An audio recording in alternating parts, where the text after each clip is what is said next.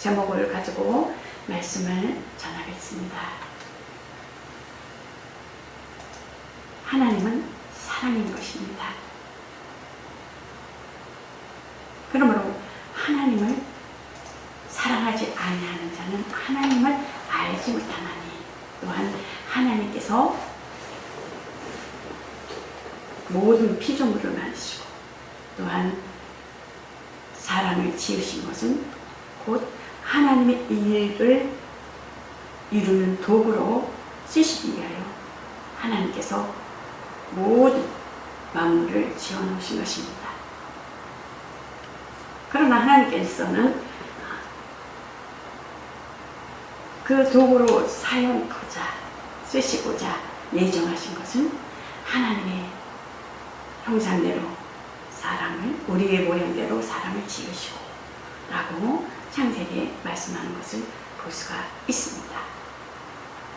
하나님께서 곧 우리가 하나님 앞에 예배드리는 것은 영신 예배하는 자가 신령과 진정으로 예배할지니라.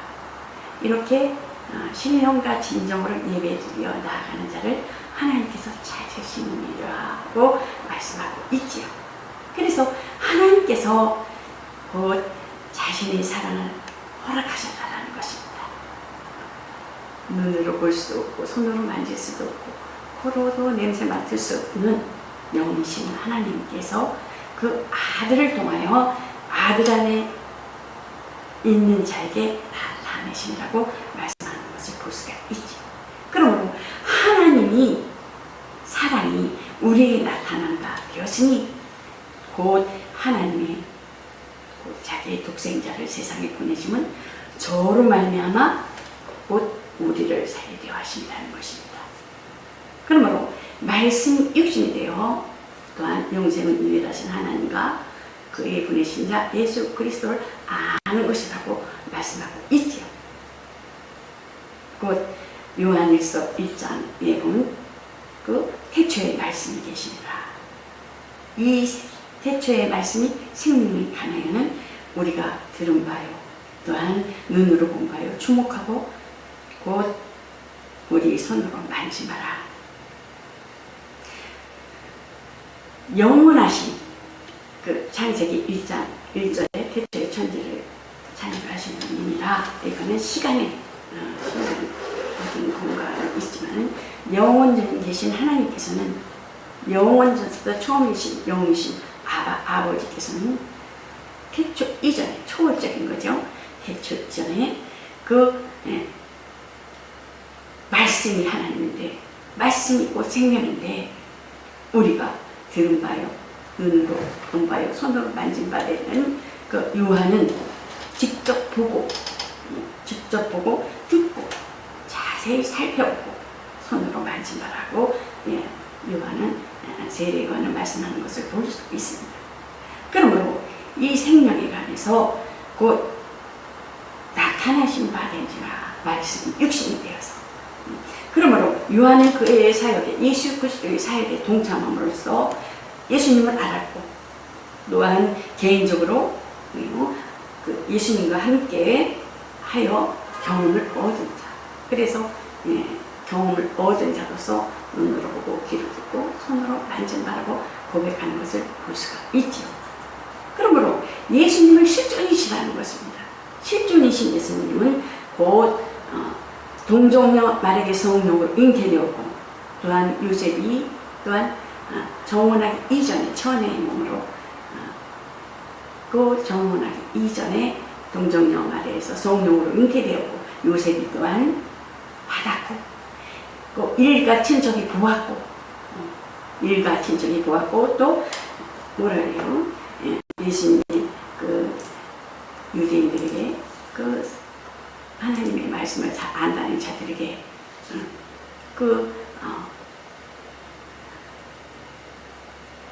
사역에 대해서 일하시고 말씀하실 때에 그들은 뭐라 그래요? 귀신 들렸다 그러고 또 뭐라 그래요? 미쳤다 그러고 돌았다 그러고 그렇게 하는 것을 볼 수가 있어요. 그러므로 하나님은 오셔서 그 사랑을 받게 하셨으니 요한일서 4장 16절에 보면 곧 하나님은 우리를 사랑하시는 그 사랑을 우리가 알고 믿으니 하나님은 사랑이시다. 그 유아 세례 요한을 통해서 증명해 주고 있는 것을 볼 수가 있어요. 그러므로 사랑 안에 거하는 자는 하나님 안에 거하고 하나님도 그 안에 거하시느니라고 말씀하고 있죠. 그게 예수님께서 이 땅에서 하신 일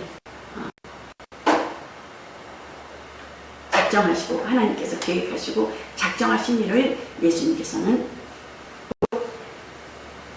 전 인류를 대신해서 아담이 하나로 인하여 전 인류가 다 죄인인 것처럼 예수님께서 오셔서 죽으심으로 인해서 또한 사셨고 피를 흘리셨고 사셨습니다. 부활하셨습니다.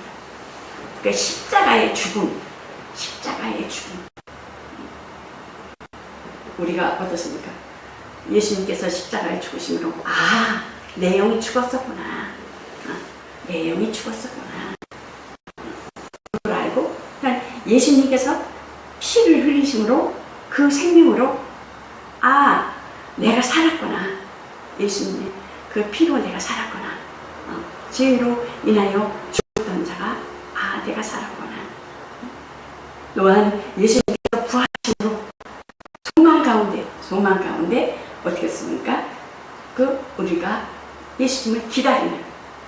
그러므로 세례라는 것은 곧 부활 예수 그리스도의 재림하실 것에 대해서 오실 것에 대해서 그 표라고 말씀하고 있는 것을 볼 수가 있습니다. 그래서 서로 격려하고 위로하라고 말씀하는 것을 볼 수가 있죠. 그러므로 처음부터 끝까지 그 구약 때 하나님 앞에 제사 드릴 때 되면 어떻게 해요? 번제단에서 두 양이나 또한 염소나 소를 가지고 와서 안수하잖아요. 안수해서 하나는 아사셀 광야로 보내고 하나는 어떻습니까? 그 번제단에서 잡는 것을 볼 수가 있어요. 칼을 뜨고 피를 흘리고 피를 흘린 거는 양푼에다 담아가지고 또한 담아서 물두멍을 거쳐서 물두멍에서 손을 씻고 또한 성소에 들어가서 떡상에서 떡을 놓고 또한 등불에서 불을 켜고 계속 피를 가지고 들어가잖아요. 번제단에서 잡아서 물두멍에서 성소에서 떡상 불 촛대 있죠. 일곱째 촛대살에 거니시는 예수님 말씀 요한계시록 보면 있죠.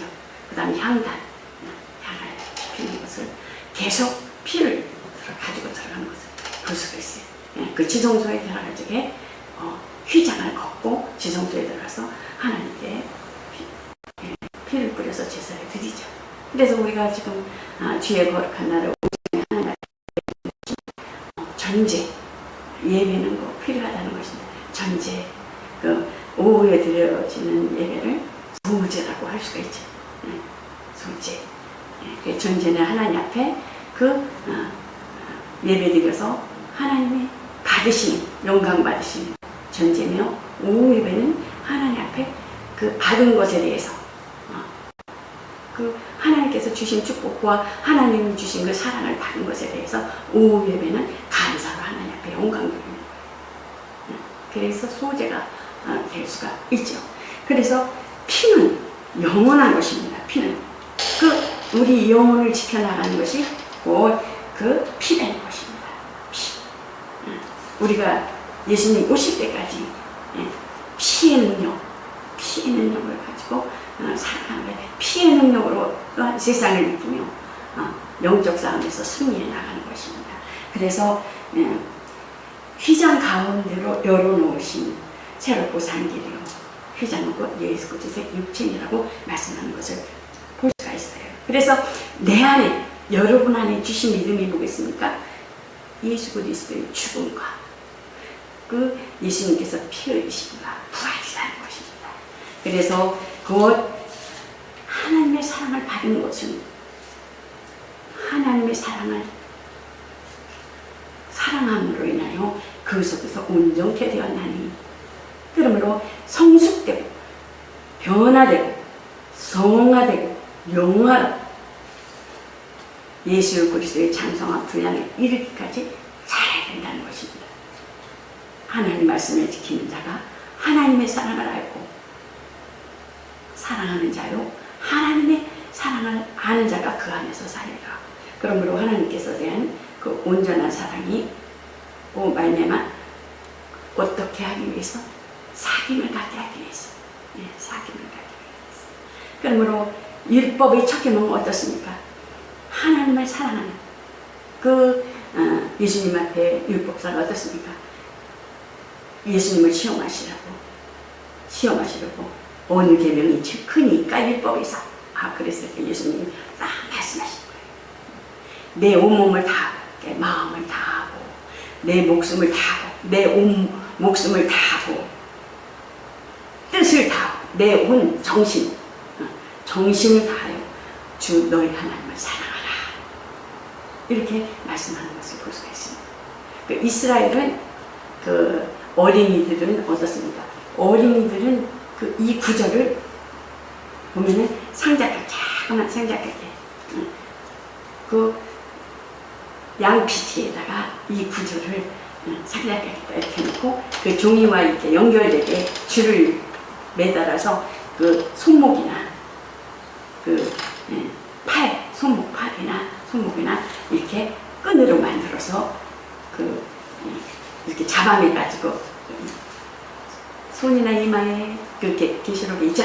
저기 레위기 있잖아요. 신명기나 그랬잖아요.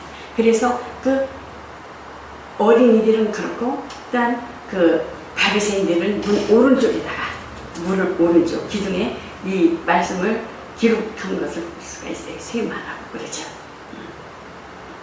그 정도로 철두철미해요.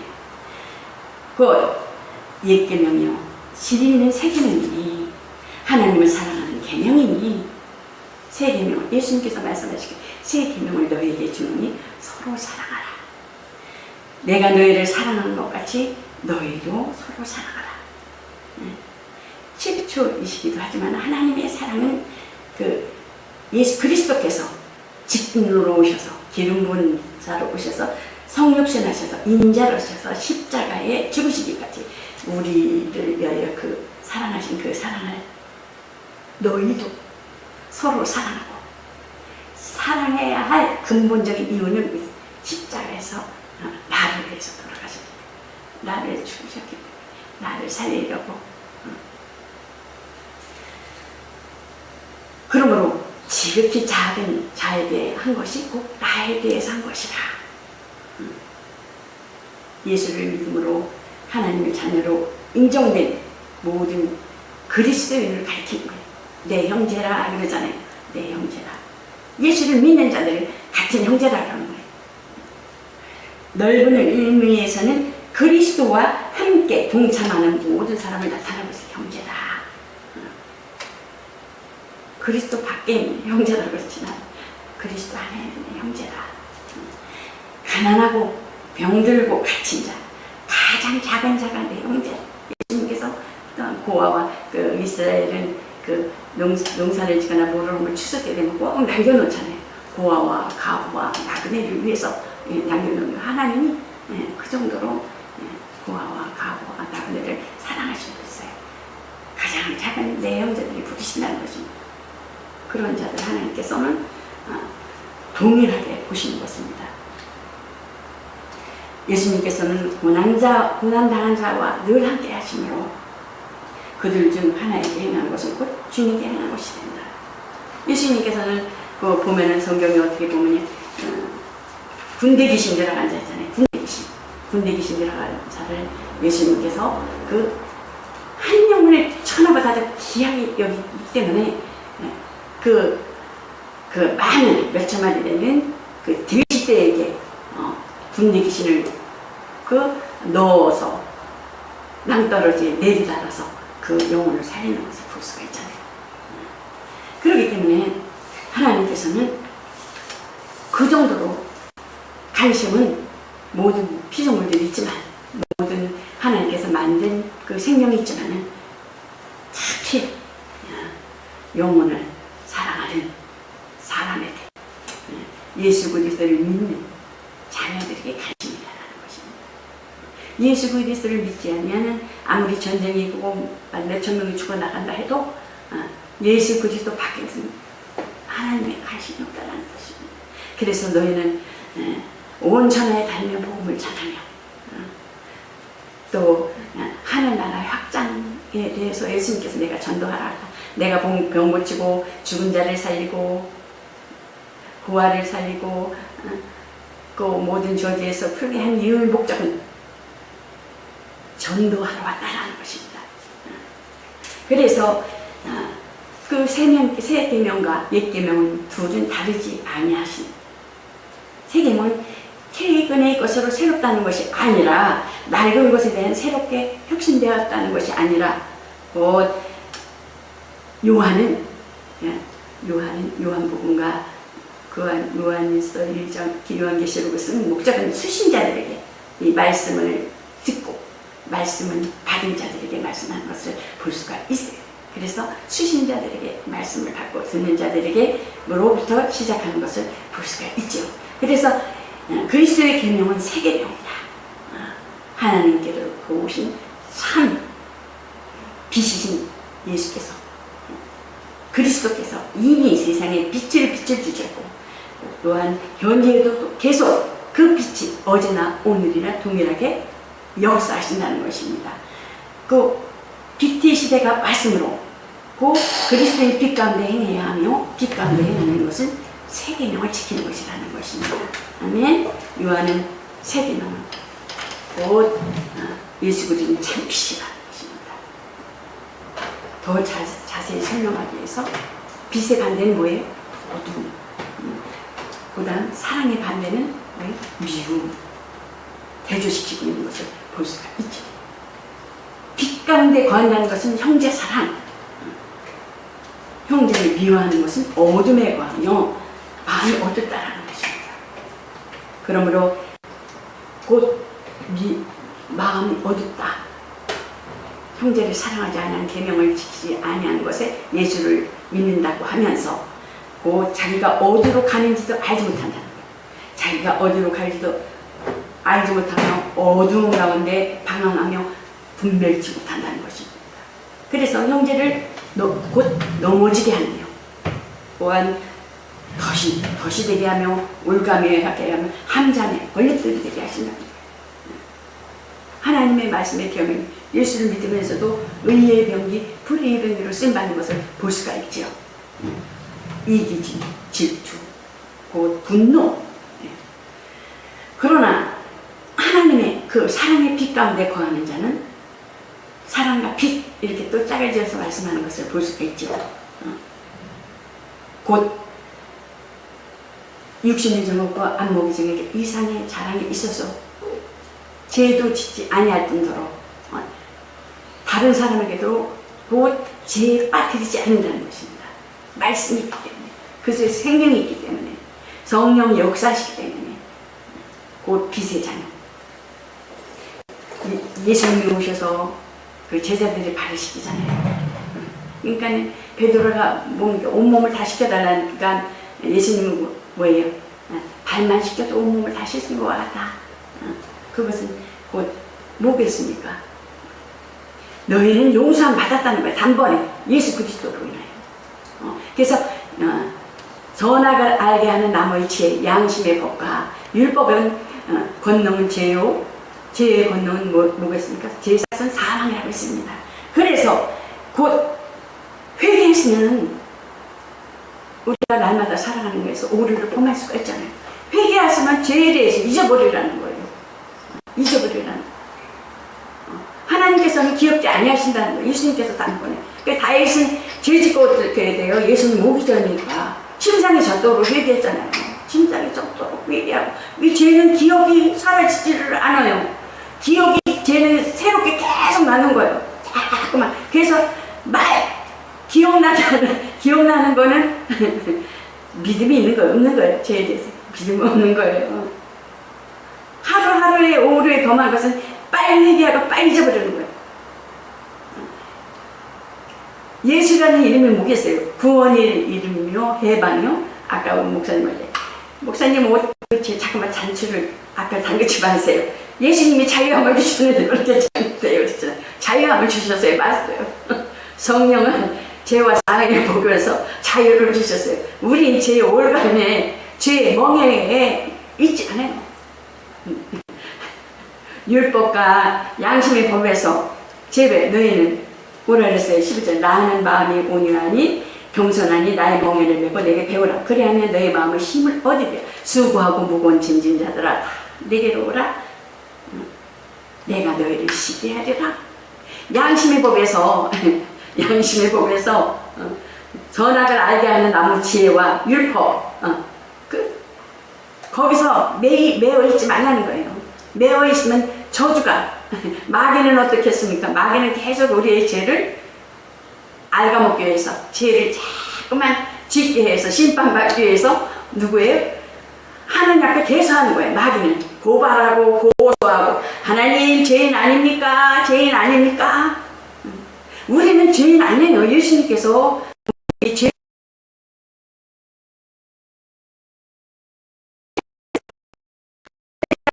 마귀를 계속 고발하는 거예요. 일관시켜. 거기에 대해서 연연하지 말라는 거예요.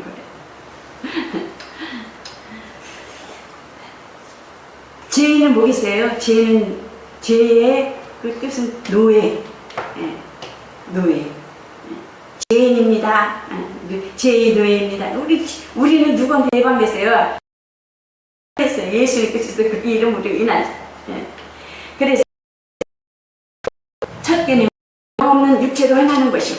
율법에서는 성령이 없잖아요. 세 계명은 성령이 함께 하시는 육체로 행하는. 내가 저희의 불의를 또한 긍휼히 여기고 저희 죄를 다시 지옥지 아니하리라. 성령으로 하지 않거나 아버지라 할 수 없고 주시라 할 수 없다 그랬잖아요. 율법으로 자꾸만 해. 영은 보이지 아니하는 영적은 너 죄인인데 그래. 그 양심에 꺼려서 자기 몸을 그냥 아끼지 아니하고 그렇잖아요. 언제 구원받을 것이냐는 거야. 맨날 회개만 하면. 율법 아래에 있었어. 종의 영을 받은 자, 종의 영. 하갈은 뭐예요? 하갈. 아브라함의 종이잖아요. 사라의 종을 통해서 이스마엘을 낳잖아요. 시내산에서 율법을 받았잖아요. 약속의 자녀는 누구겠어요? 본처 사라에서 난 이삭이잖아요. 이삭은 약속의 자녀라. 철장을 부수리며 철장을 부수릴 자가 오리라 그러잖아요. 그러니까 예루살렘에서까지 가잖아요. 약속으로. 가나안까지 결국은 예루살렘에 예수님께서 오시는 것을 볼 수가 있어요. 예수님께서 오셔서 직접 그 율법을 행하시잖아요. 실천하시잖아요. 그러므로 곧 새 언약은 예수님께서 오셔서 네 죄가 죽었다. 네 죄가 죽었다. 주는 그리스도시요 살아계시는 하나님의 아들입니다. 신앙 고백을 합니다. 우리의 소망은 어디에 있다고요? 부활에 있다는 것입니다. 우리를 데리러 오신다. 제가 항상 말씀하시죠. 강하고 담대하라. 세상 끝난 같이 내가 너희와 함께 하리라. 내가 너희를 영적 부하와 같이 버려두지 아니하리라. 그러므로 곧 세상 사는 동안 하루하루 오류가 있는 것은 즉시 회개하라는 것입니다. 곧 예수 그리스도께서 주시는 멍에는 쉬고 가볍다라는 것입니다. 수고하고 무거운 짐진 자들아 다 내게로 오라. 그러므로 필요하고 이런 율법에서 뭐죠?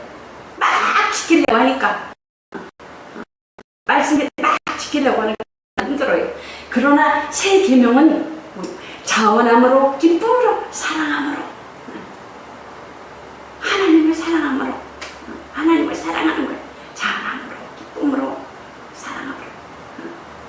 남편을 사랑하는데 남편이 멍청하에 의해서 명령으로 인하여 여러분들 남편을 뭐 밥도 차려주고 밥합니까?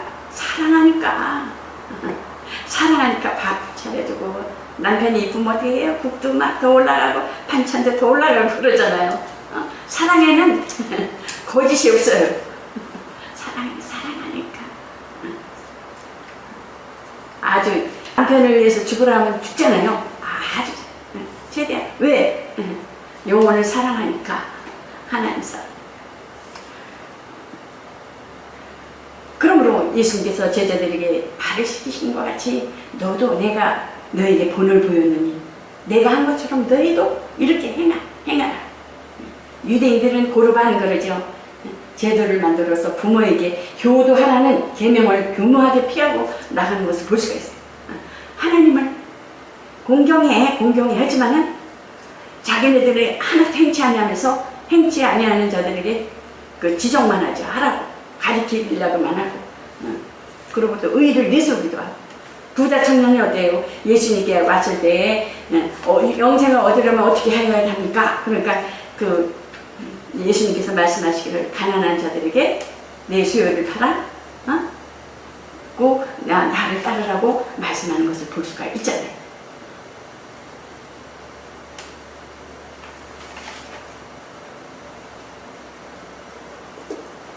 이 젊은이가 예수님 앞에 왔을 적에는 자기고 부자고 자기 힘으로 또한 돈으로 영생 얻을 줄 생각한 거예요.